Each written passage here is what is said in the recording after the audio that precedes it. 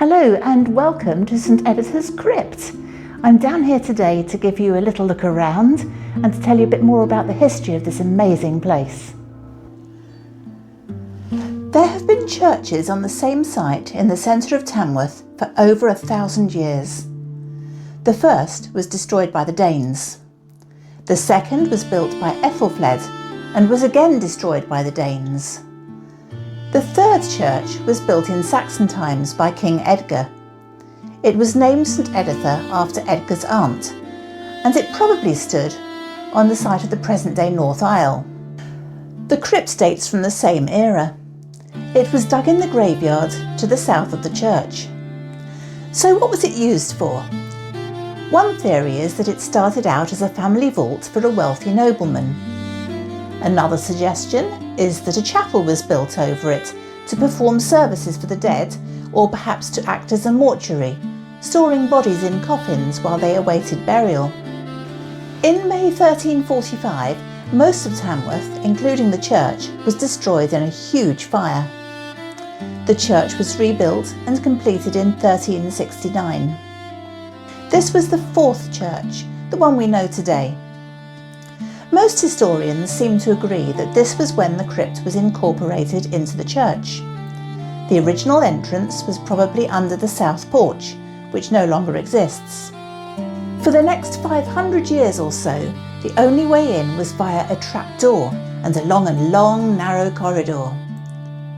Here's the door to the crypt as it looked in 1846. The door today is the same one, but thankfully we can reach it via the stairs behind the cafe. Today there is electric lighting in the crypt, but originally the only light came from two small square splayed windows level with the surface of the churchyard. The crypt is divided into 4 bays by octagonal piers, but today the 4th bay is walled off to form a cloakroom. The original altar was down at the far end of the crypt, but now the altar table is set up in the 2nd bay of the north wall. On the wall above the altar, there's an ancient Latin inscription painted on the plaster. Sorry about the reflections, the art is protected under a sheet of glass. This inscription probably dates back to the 14th century. It says, "O rich Lord, you will not live forever. Do good while you live, if you want to live after death." Under this, in large letters, it says, "Have mercy, Jesus Christ." The walls, which are made of ragstone, used to be lime-washed for sweetness and sanitation. The vaulted roof we see today is not the original. It used to have a much steeper pitch. The stonemason Henry Mitchell believed that the height was reduced in the 14th century when the new south aisle was built above it. Between the ribs of the groining, the stonemasons reused coffin lids and flat sepulchral grave markers to make the roof.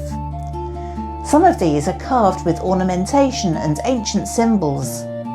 For many years these slabs were thought to be Saxon, and one of them was rumoured to be from a crusader's coffin.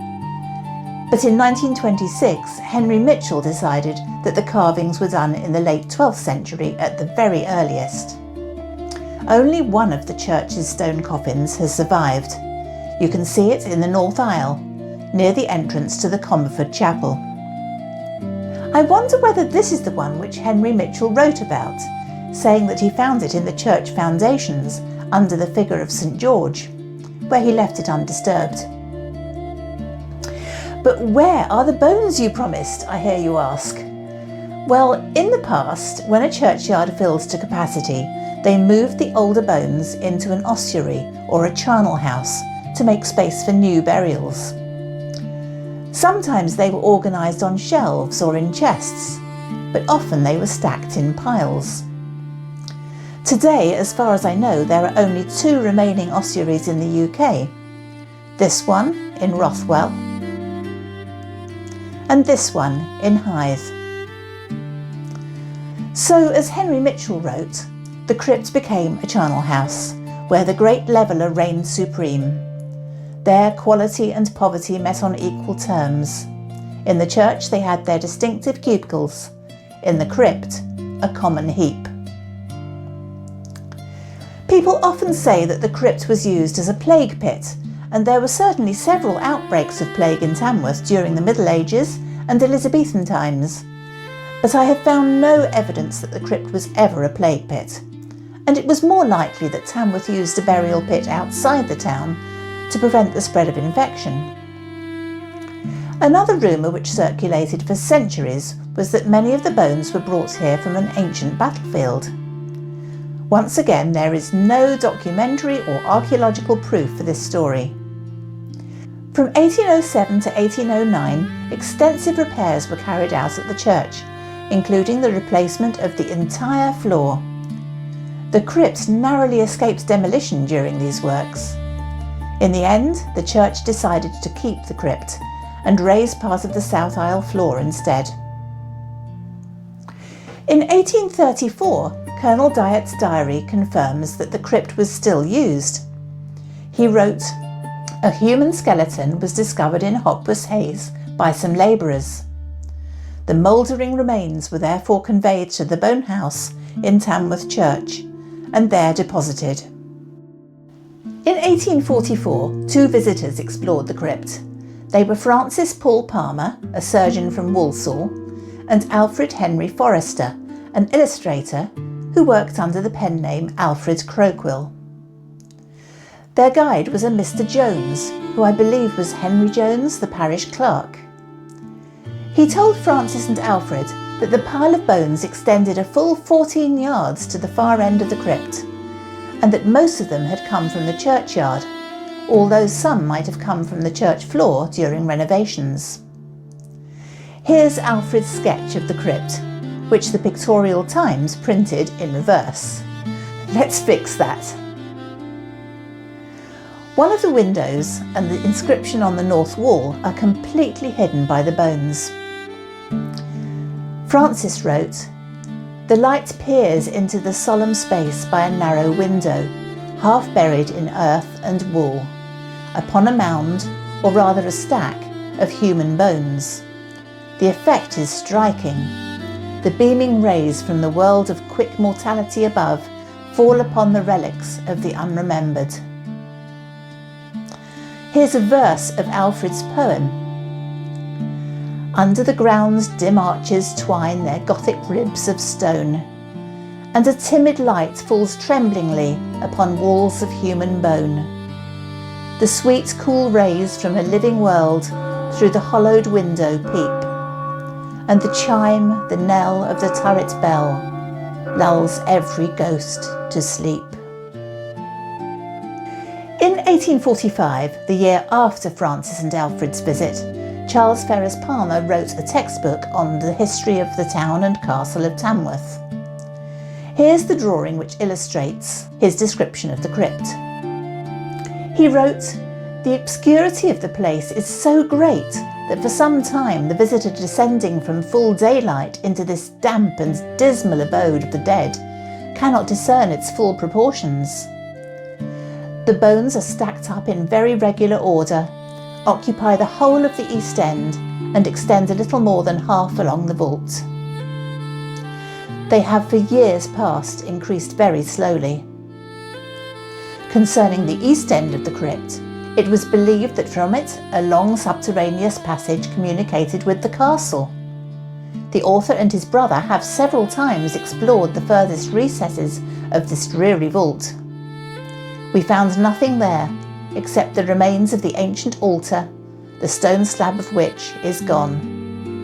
The bones at the end are so rotten that they crumbled to pieces beneath our weight.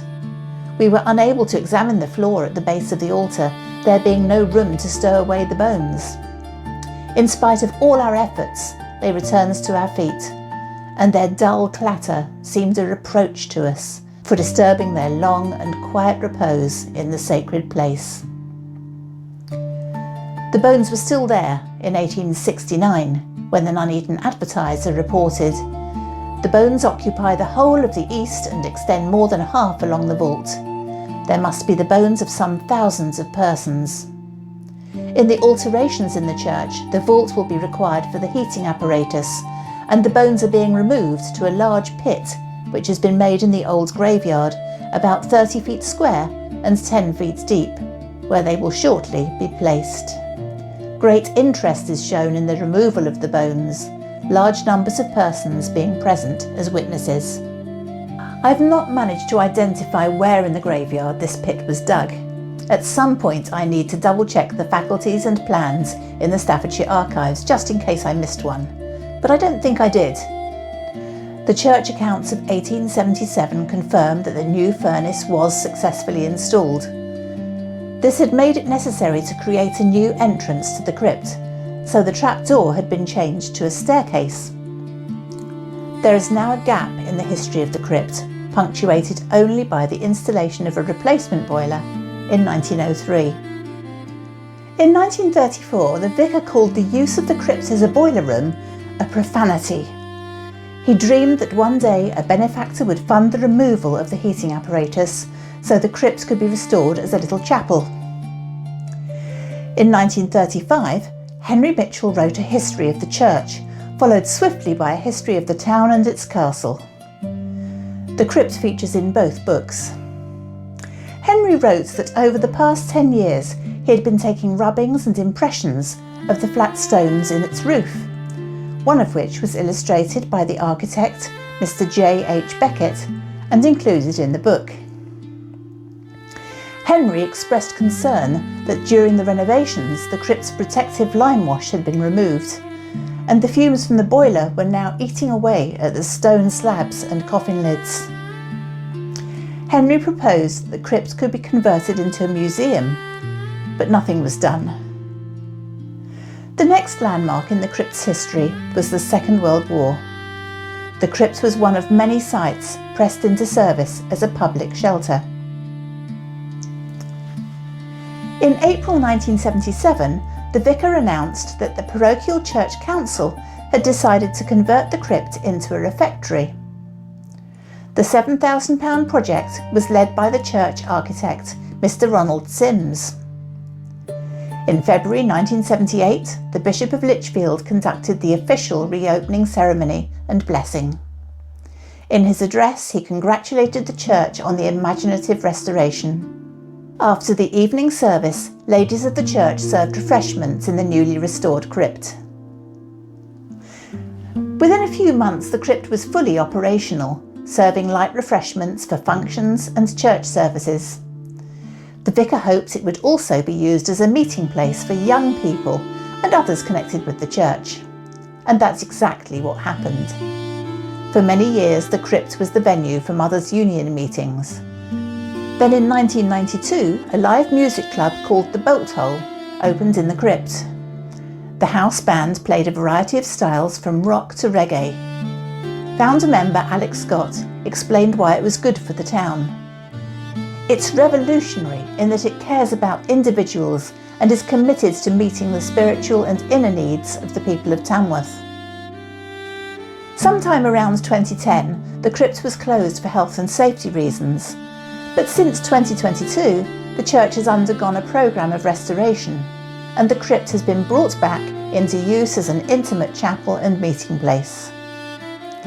It may not be the museum that Henry Mitchell once envisaged, but I imagine that the crypt makes an excellent venue for reflection, community, peace and healing.